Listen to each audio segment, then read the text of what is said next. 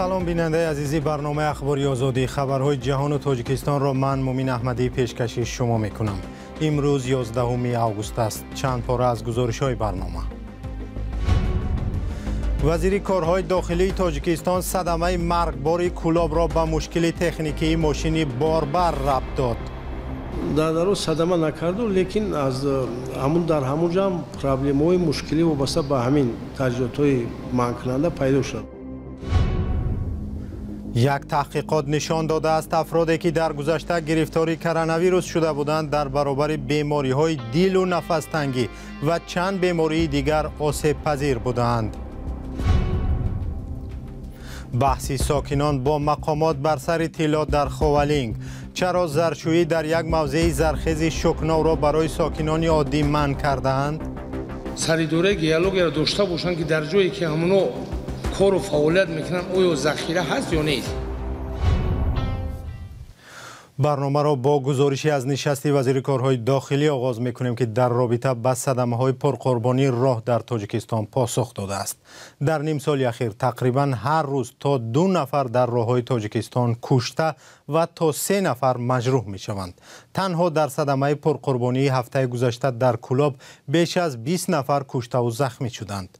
همکارانم براد یوسفی و علیشیر ظریفی از وزیر کارهای داخلی در این باره پرسیدند. صدمه اخیر مرگبار با شرکت ماشین باربر دولان در شهر کولاب با علت از کار ماندن ترمز یا تجهیزات توقف دهنده اش سر زده است. رمضان رحیمزاده وزیر کارهای داخلی تاجیکستان در نشست خبری نهاد زیر رهبریش گفت این خلاصه تفتیشاتی پیشکی است. وزیر همچنین گفت که ترمز این ماشین باربر قبلا هم مشکل پیدا کرده بوده است. در صدمه نکرد لیکن از همون در همونجا هم پرابلم‌های مشکلی وابسته به همین تجهیزات‌های مانع پیدا شد لیکن در اونجا برطرف کردن حرکت کردن. من قریب زیاده از 100 کیلومتر باز حرکت کرده است. اصلا در همین شیبی و از این که خودی شورابات تا کلوب است و اون گذشته آمده است لیکن در اینجا همین حادثه سر زده است. وزیر کارهای داخلی تاجیکستان افزود در رابطه با این حادثه پرونده جنایی باز شده تفتیشات از سوی مقامات دادستانی ادامه دارد. این حادثه منجر به کشته شدن 11 نفر و زخمی شدن 10 نفر شد. وزیر کارهای داخلی در ادامه گفت تنها در نیمه اول سال جاری در تاجیکستان 492 صدمه رخ داده است که بر اثر این حادثه ها 193 نفر کشته شده و بیشتر از 500 نفر جراحت برداشتند که نسبت به سال گذشته شماره قربانیان 13 نفر بیشتر بوده است. البته این تشویش آور است. نقلیات هم در جمهوری سال‌ها زیاد شده است. البته میدونید راه‌ها تعمیر شده ایستادن. بعضی راه‌هایی که با طلبات استانداردی جوابگو نیست که صدمه بیشتر به خیر گرفته می شود. ما خلاصه پیشنهاد کردیم به وزارت نقلیات چاره دیده است که همین پرابلم‌هایی که سبب عامل‌های پیدا شدن سر زدن صدمه است آنها نیز بررسی کرده در راه‌ها توانیم نه برطرف کنیم. افزایش صدمه‌های نقلیاتی موجب انتقادها را نسبت کار ناظران راه بیشتر کرد. در نتیجه در پی افزایش صدمه‌ها چند مقامدار بازرسی دولتی اتومبیلی برکنار شدند. مقامات وعده دادند که ناظران تصادفی را از کار پیش می‌کنند و وضع را اصلاح می‌کنند. کارشناسان می‌گویند تا زمانی که فساد از بین نرود وضع تغییر نخواهد کرد. مقامات یک سبب حادثه های راه و نقلیات در کشور را در کهنه بودن ماشین ها نیز می دانند. در فرمان حکومت کشور که از سال 2024 واردات ماشین های کهنه را منع می کند این نکته ذکر شده است. هرچند اکثرا ریشه صدمه های نقلیاتی را در فسادکاری می دانند که ناظران و دیگر مسئولان آلیده به فساد از قانون شکنی های راه چشم پوشی می کنند و این حادثه ها رخ می دهند. در قرار حکومت ذکر شده است که از سال 2024 ماشین هایی که تا سال 2013 استحصال شدند به تاجیکستان راه نمی‌یابند، ولی امروز خدمات گمرک گفت که از ماه اکتبر امسال واردات ماشین های کهنه منع خواهد شد. اسکندر فیروز و امیر اسایف در این باره گزارش دارند. خورشید کریمزاده رئیس خدمات گمرک نزد حکومت تاجیکستان طی نشست خبری امروز تاکید کرد که سبب اصلی صدمه‌های اتومبیلی در تاجیکستان استفاده از ماشین‌های استحصال شده پیش از سال 2013 است. در چند سال گذشته ده‌ها هزار از ماشین‌های دست دومی اروپایی که بیشتری از آنها خطرزا می‌باشند به تاجیکستان آورده شده‌اند. حکومت با درک خطرات ناشی از این ماشین‌های قدیمی تصمیم گرفته است تا واردات آنها را 2 اکتبر امسال ممنوع کند. آن شهروندانی که علاقه ممکن شرطنامه داشتند یا که واسطه نقل خریداری داشتند در راه است، مهلت کافی است، میتوانند در دوام این 2 ماه برای که از کدام گوشه کره زمین نباشد دوام 1 ماه با تاجیکستان درسرس کردن می شود. تاجیکستان که یک کشور خرد است، در 3 سال گذشته شاهد واردات 110,000 ماشین‌های تولیدشان قبل از سال 2013 بوده است. در کشورهای پیشرفته برای بی‌ضرر کردن چنین ماشین‌ها مبلغ می‌سپارند، ولی تاجران ما به خاطر ارزانیشان آنها را به تاجیکستان وارد می‌سازند و مردم آنها را خریداری می‌کنند. علاوه کرد خورشید کریمزاده. زلفقار اسماعیلیان تحلیلگر اقتصادی تاجیک به این نظر است که منع استفاده از ماشین‌های قدیمی در کشورهای تولید کننده واسطه‌های نقلیاتی اقدام ضروری است، اما تاجیکستان به فهرست چنین کشورها شامل نمی‌شود. برعکس بگذاره که مردم برن ماشین ارزان بیارن بخرن بیارن برای خودشون، ولی اینجا مسئله دیگه مسئله آموزش.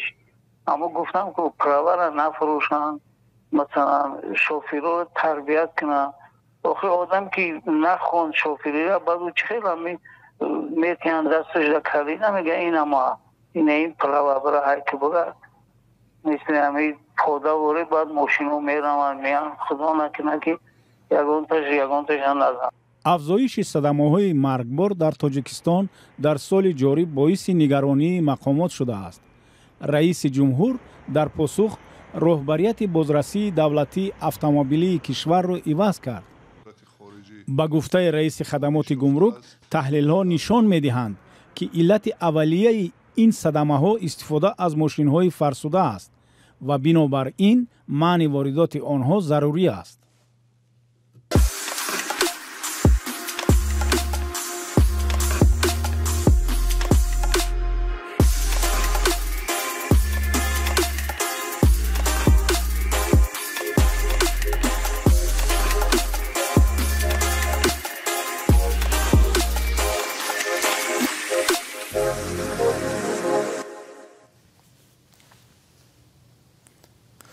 با گذشت 4 سال از پاندمی و یا همگیری کووید 19 که میلیون ها نفر را در سراسر جهان کشت، عاقبت‌های بدی برای صحتی دل انسان به تدریج ظهور می‌کند. تحلیل معاینه و تشخیص‌های طبی زیاد در آمریکا نشان داده است افرادی که در سال اول پاندمی با کووید 19 گرفتار شدند در مقایسه با آنهایی که از بلای ویروس امین ماندند در برابر بیماری‌های به مثل نفس تنگی، تپش غیر مقرری دل، لخت شدن خون، درد قفس سینه، سکته دل و یا سکته مغزی بیشتر آسیب پذیر بودند. همکارم طاهری سفر گزارش می‌دهد. مایک کامیلیری زمان آتش نشانی تهمتن و قوی بود. حالا بعد اندک حرکت و قدم زدن نفسگیر می شود چون رنج پیامدهای کوویدی دراز مدت را می کشد.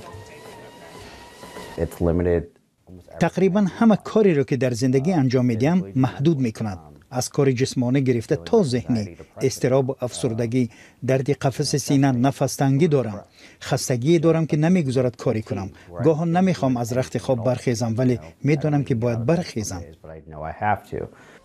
کووید سبوکی که مایک کامیلیری داشت او را به زنجیره بیماری ها گرفتار کرد. سر از فشار یکباره خون، تپش غیر مقرری دل و درد سختی قفس سینه. میگوید فکر میکرد که همه این تاثیر روانی بیماری کووید 19 است ولی خطا کرد.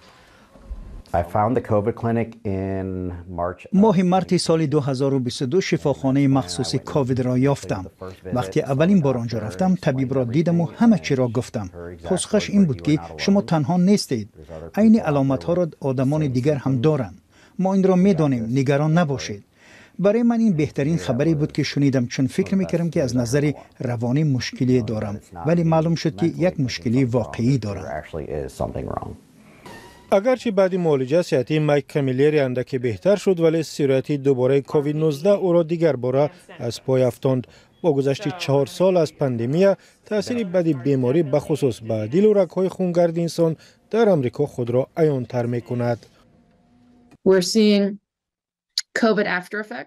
мо паёмадҳои ковидро мебинем. осеби пас аз сироятро ки аз ҷумла ба аъзои гуногуни бадан зиён мерасонад.